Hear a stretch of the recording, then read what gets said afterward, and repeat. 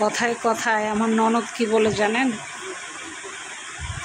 আমার ননদ বলে, আমার ভাইয়ের মাথাটা তো চিবিয়ে খাচ্ছ,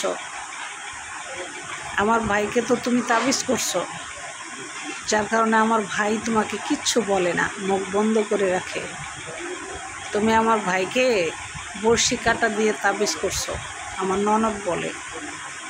আচ্ছা, আপনারা বলেন, এরকম কথা যদি ননদ বলে তাইলে আমার কতটুকু কষ্ট হয়? অথচ তাদেরকে আমি আমার নিজের বোনের চেয়েও বেশি ভালোবাসি।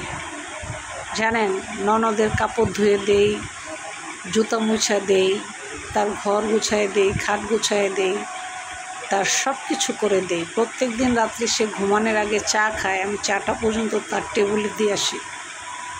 ননদের জন্য আমি আর কি করতে পারি বলেন? শুধু যৌতুক আমি দিতে পারি নাই, এই জন্য আমাকে এইভাবে কাজের মহিলার মতো কাজ করে খেতে হয়।